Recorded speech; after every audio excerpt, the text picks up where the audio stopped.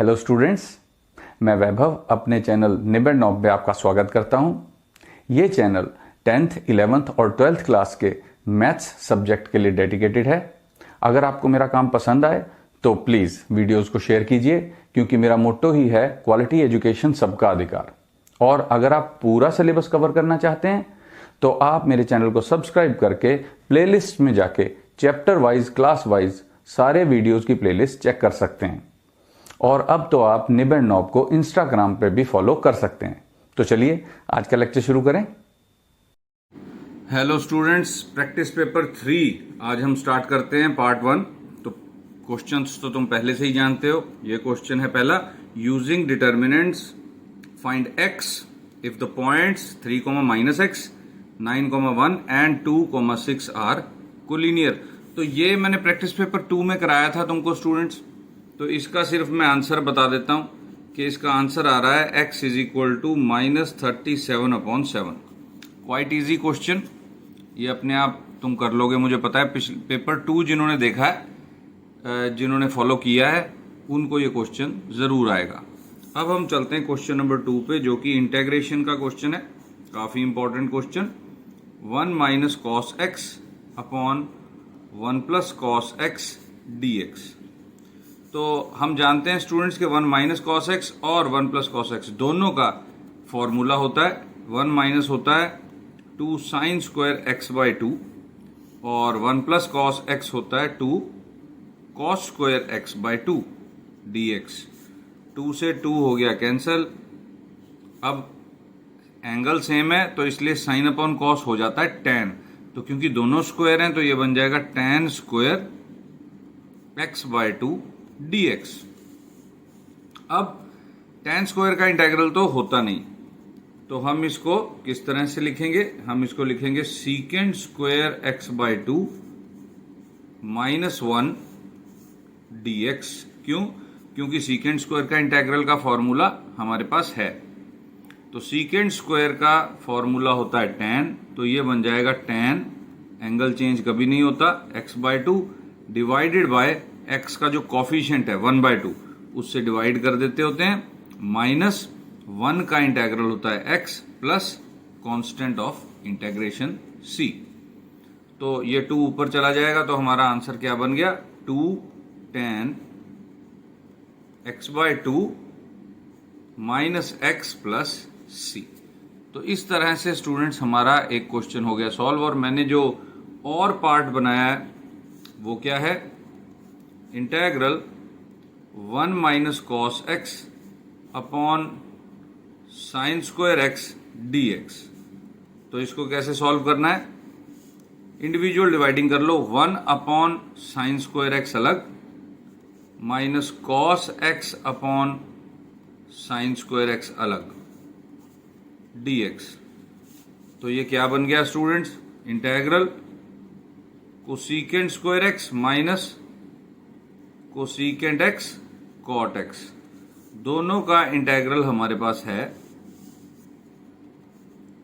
cosec² का होता है -cot x और cosec x cot x का -cosec x। तो माइनस तो पहले से ही लगा हुआ, तो प्लस cosec x हो जाएगा प्लस c। तो इस तरह से ये 2 मार्क्स के दोनों ही बड़े बढ़िया क्वेश्चन हैं, जो ना तो बहुत लेंथी हैं और ना ही बहुत छोटे। और अब आते हैं हम क्वेश्चन नंबर 3 पे। तो क्वेश्चन नंबर 3 में तुमने देख लिया होगा, क्वेश्चन रखा है dx upon x² plus 8x plus 15 इसका स्क्वायर रूट। तो मैंने पिछले जो पेपर करवाए थे उसमें भी बताया था कि स्क्वायर रूट हो चाहे ना हो, वो पिछले जो पेपर्स थे उनमें स्क्वायर रूट नहीं था, इसमें स्क्वायर रूट है। दोनों ही केसेस में अपॉन में, यानी कि डिनोमिनेटर में अगर पॉलिनोमियल दिखे क्वाड्रेटिक, तो हमें सबसे पहले क्या करना होता है? स्क्वायर कंप्लीट करना होता है। तो स्क्वायर कंप्लीट कैसे करते हैं? ये जो पहली 2 टर्म्स हैं इसमें ऐड और सब्ट्रैक्ट क्या करेंगे? x का कॉफिशिएंट लो 8, इसको हाफ करो, 8 को हाफ करेंगे तो 4 आ जाएगा, और फिर इसका कर दो स्क्वायर तो आ जाएगा 16। तो 16 प्लस भी कर दो और लास्ट में माइनस स्क्वायर रूट तो था ही पहले से, ये क्या बन जाएगा अब, ये बन गया, देखो A square plus B square plus 2ab के फॉर्मूले से ये बन गया x प्लस 4 का होल स्क्वायर, और 15 minus 16 is -1 whole square root. तो यहां पे कौन सा फॉर्मूला लगेगा स्टूडेंट्स, यहां पे फॉर्मूला लगेगा x square minus A square under root 1 upon में जो होता है इसका इंटेग्रल का फॉर्मूला। तो इसका फॉर्मूला क्या होता है, हमारा आंसर आ गया I is equal to log mod x plus यही वाली term x square minus a. लेकिन हम इसको अगर सॉल्व करेंगे तो यही आ जाएगा, इसलिए तुम्हें आंसर में हमेशा ये लिखा हुआ मिल जाएगा कि ये सॉल्व करके ही लिखा हुआ है प्लस सी। वैसे तो ये वाली जो अंडर रूट में टर्म है ये आनी चाहिए यहाँ पर, लेकिन इसको अगर सॉल्व करेंगे तो यही चीज आएगी। तो इस वजह से हम यही वाला जो गिवन क्वेश्चन के अंदर पॉलिनोमियल था वही लिख दिया करते हैं। बस x की वैल्यू हम देख लेते हैं कि यहाँ x की जगह x प्लस 4 है। तो स्टूडेंट सॉल्व हो गया ये क्वेश्चन 2 मार्क्स का। अगर स्क्वायर रूट था तो स्क्वायर रूट वाला फॉर्मूला लगा दिया था, अगर स्क्वायर रूट ना होता तो ये X square minus A square क्या बन जाता, 1/2a log mod x minus A upon X plus A plus C. अगर अंडर रूट ना होता तब ये फॉर्मूला लगता। तो जो अंडर रूट है या नहीं है उसके अकॉर्डिंग करना है, लेकिन पहले क्या करना है, पहले स्क्वायर कंप्लीट करना है। तो ये था स्टूडेंट्स हमारा क्वेश्चन नंबर 3। अब हम जरा पेज पलट लें, देखो पेज खत्म हो गया, फिर आगे चलते हैं। तो क्वेश्चन नंबर 4 है solve the differential equation x d y minus y d x is equal to 0। तो इसको सॉल्व करने के लिए पहले हम यही डिफरेंशियल इक्वेशन लिखेंगे, x d y minus y d x is equal to 0। अब सबसे पहले हमें ये तो पता नहीं चल रहा किस टाइप की डिफरेंशियल इक्वेशन है। जिनको तो पता लग गया है वेल एंड गुड, लेकिन अगर नहीं पता चलता तो भी हम क्या करेंगे, हम पहले dx की टर्म को दूसरी तरफ लेके जाएंगे, x dy is equal to y d x. और यहां से हमें क्लियर हो रहा है कि अगर y को इधर डिवाइड कर दिया जाए और x को इधर डिवाइड कर दिया जाए तो ये वेरिएबल सेपरेबल डिफरेंशियल इक्वेशन बन गई। dy upon y is equal to d x upon x. देखो वेरी इजीली ये वेरिएबल हो गए सेपरेट, तो वेरिएबल सेपरेट होते ही हम इंटीग्रेशन कर सकते हैं। तो हमारे पास आ गया log mod y is equal to log mod x plus c की बजाय हम लिख देंगे लॉग मॉड c, क्योंकि हम चाहते हैं कि y की वैल्यू निकाली जाए, इसलिए हमने क्या किया, हमने लॉग लॉग इकट्ठे कर दिए। अब इसका फायदा क्या होगा, देखो लॉग मॉड x को इधर ले आओ, log mod y minus log mod x is equal to log mod c।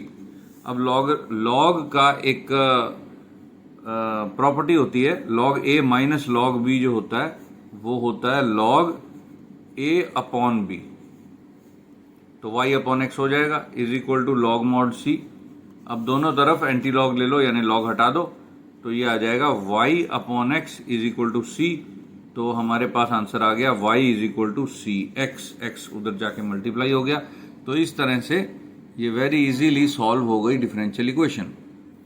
अब हमारे पास इसका और पार्ट जो है वो मैंने क्या बनाया है, और पार्ट में स्टूडेंट्स एक मुझसे मिस्टेक हुई, क्योंकि प्रैक्टिस पेपर बनाने के लिए मुझे बहुत तेज़ी से टाइप करना पड़ रहा है, तो उसमें ऑब्वियसली मिस्टेक्स हो रही हैं। तो मैं वो बता देता हूं कि क्या मिस्टेक हुई है। क्वेश्चन है find integrating factor of differential equation. Differential equation क्या है, dy plus y d x is equal to 2x square. ये इक्वेशन जो है वो मैंने दी हुई है, जबकि ये अधूरा है।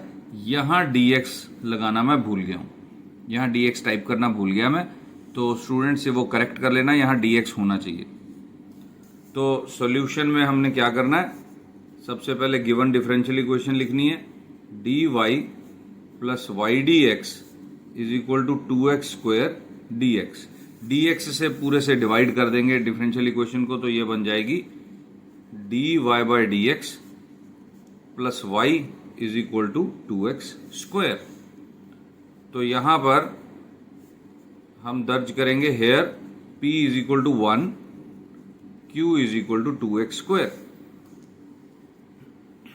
तो therefore integrating factor is equal to e की पावर में p का इंटेग्रल, यानी e की पावर में 1 का इंटेग्रल होता है x, तो e पावर x।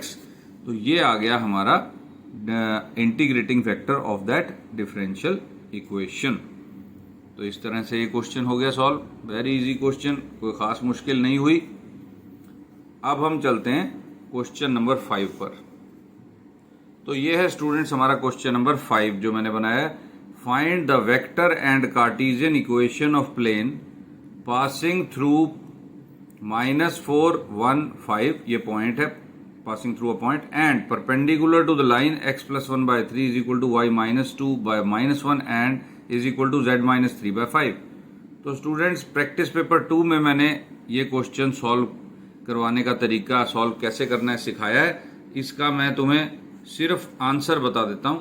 आंसर में इक्वेशन ऑफ प्लेन आएगी 3x - y + 5z is equal to 12। ये कार्टेशियन फॉर्म, और इसकी वेक्टर फॉर्म होगी r dot vector 3i - j + 5k is equal to 12। तो इस तरह से स्टूडेंट्स ये आंसर आएगा। और ये क्वेश्चन जिनको नहीं समझ में आ रहा कैसे करना है, तो वो प्रैक्टिस पेपर 2 देख सकते हैं। प्रैक्टिस पेपर 2 में मैंने ऐसा क्वेश्चन सॉल्व करवाया। तो ये सेक्शन ए हो गया। अब हम चलते हैं सेक्शन बी पर। तो स्टूडेंट्स ये क्वेश्चन है, क्वेश्चन नंबर 6। इंटेग्रल हमने फाइंड आउट करना है, integration of √10x + √cot x is equal to dx। तो इसमें हम पहला स्टेप ये करेंगे कि √10x तो ये है, cot जो होता है 1/10 होता है, तो हम इसको 1/10x का अंडर-रूट ऐसे लिख देंगे।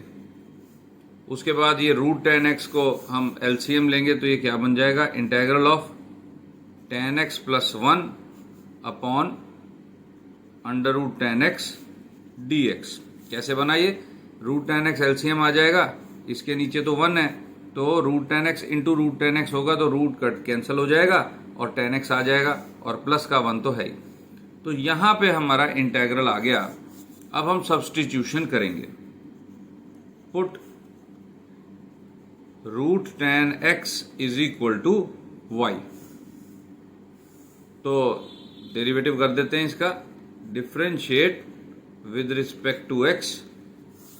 तो इसका इंटेग्रल क्या आएगा, इसका इंटेग्रल आएगा sec² x divided by 2 √10x dx is equal to dy। अब sec² को इधर ले जाओ, 2 को उधर ले जाओ, तो dx अपॉन √10x ये क्या बन गया, 2dy अपॉन sec² x। और sec² x कितना होगा इन टर्म्स ऑफ y, अगर हम देखें तो देखो tan x कितना हो जाएगा, देखो √10x y है, तो tan x हो जाएगा y², और फिर इसका स्क्वायर करो, tan² x हो जाएगा y⁴। फिर sec² क्या होता है, tan² + 1, दोनों तरफ +1 करो, तो tan² + 1 is equal to y⁴ + 1, और ये कितना होता है, ये होता है sec² x। तो sec² x आ गया y⁴ + 1। तो हमको मिला dx upon √10x is equal to 2dy upon y⁴ + 1। हमने क्या किया, एक बार फिर देख लो, √10x is equal to y था, इसका स्क्वायर किया दोनों तरफ का, तो tan x is equal to y² आ गया। फिर हमने फिर स्क्वायर किया दोनों तरफ का, तो tan² x जो है y⁴ हो गया, और दोनों तरफ +1 किया, तो 1 + tan² x होता है sec² x। तो sec² हो गया y⁴ + 1, तो sec² को हमने लिख दिया y⁴ + 1। तो अब इंटेग्रल क्या बन गया, therefore I is equal to integral of, था हमारे पास क्या 10x प्लस 1। अब 10x किसके बराबर है?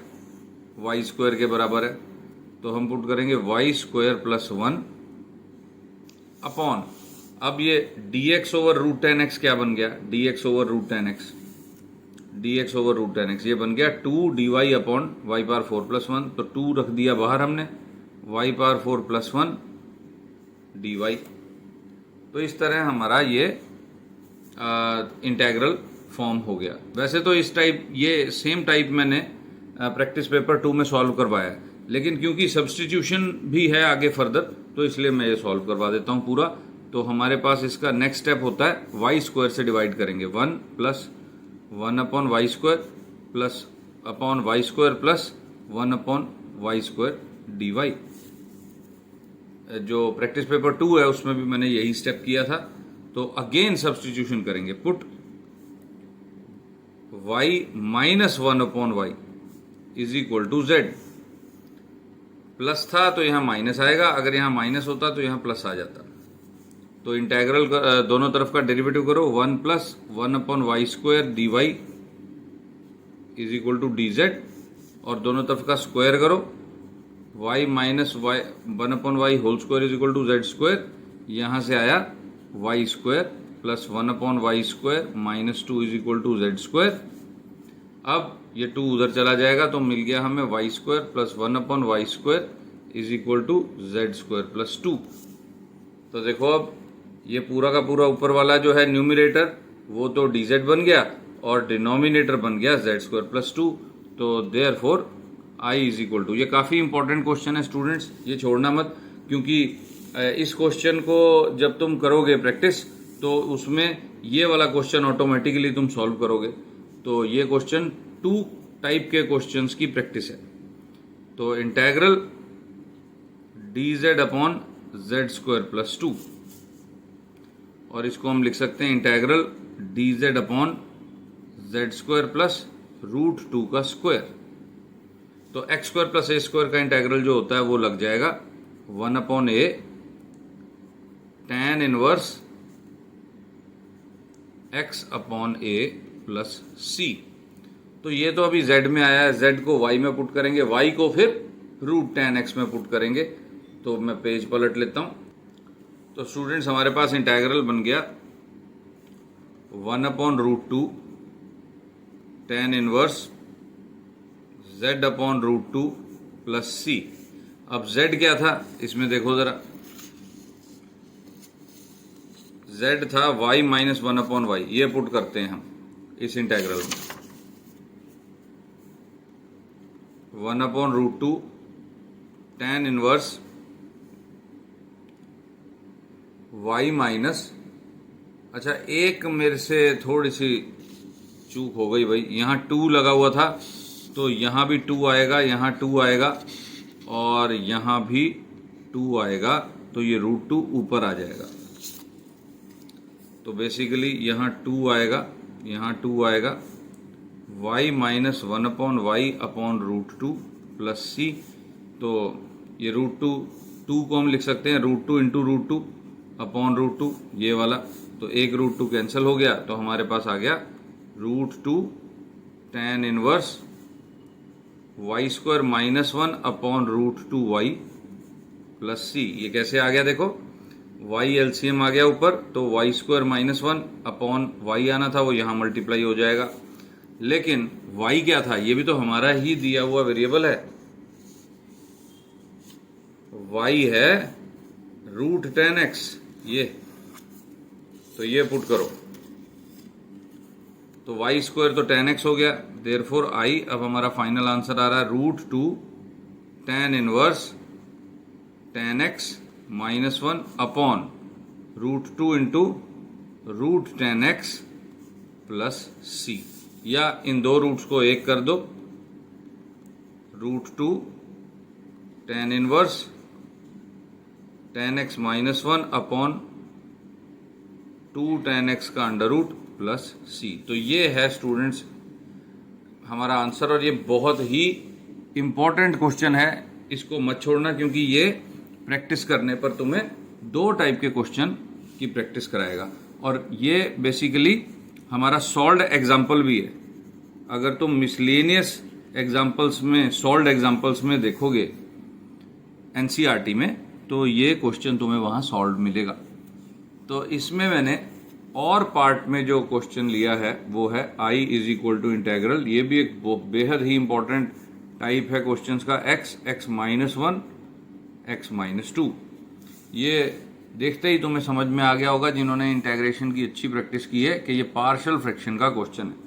तो इसको हम कैसे सॉल्व करते हैं, देखो हम कहते हैं let 1 upon x minus 1 x minus 2 is equal to a upon x plus b upon x minus 1 plus c upon x minus 2।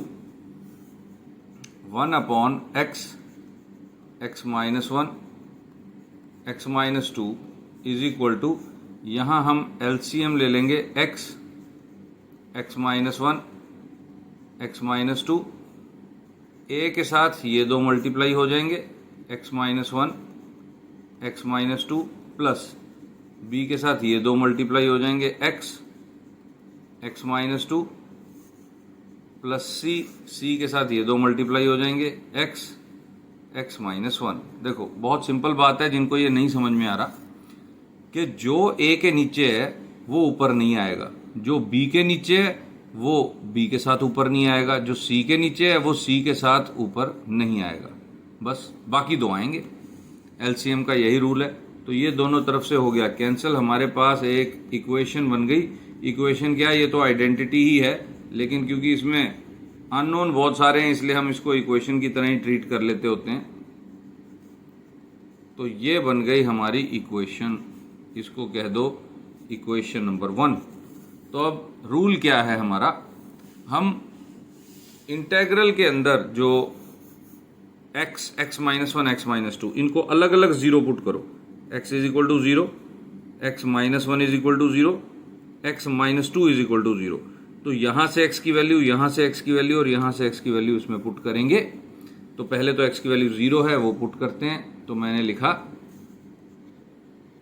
Put x is equal to 0 in 1 मतलब इस इक्वेशन में। तो लेफ्ट हैंड साइड पे 1 है। देखो अब यहां 0 और यहां 0, तो -1 a इंटू -1 इंटू -2 और ये 0 हो जाएगा। देखो x0, ये 0 हो जाएगा, x0 खत्म हो गया। तो ये 2a हो गया, यहाँ से आया 2a इज इक्वल टू 1, यहाँ से a की वैल्यू आ गई 1/2। ये हम आइडेंटिटी, मेरे मुंह से निकला कि ये आइडेंटिटी है। तो आइडेंटिटी का मतलब है कि x की कोई मर्जी वैल्यू यहाँ पुट कर दो, सभी के लिए ये ट्रू रहेगी इक्वेशन। लेकिन हम x की वो वैल्यूज पुट करेंगे जिससे कि डायरेक्टली हमारे पास a, b और c आए और हम फटाफट इसको इंटेग्रल करें, इंटेग्रेशन का वर्क पूरा करें। अब देखो x minus 1 is equal to 0 से x की वैल्यू क्या आ गई 1, ये 1 इधर चला जाएगा, प्लस का हो जाएगा। तो हम अब लिखेंगे put x is equal to 1 in equation number 1। इसमें 1 पुट कर दो, तो लेफ्ट हैंड साइड पे तो 1 है, is equal to x minus 1, तो 1 माइनस 1 0, ये तो खत्म हो गया। फिर ये भी खत्म हो जाएगा 1 माइनस 1, तो ये रह जाएगा सिर्फ।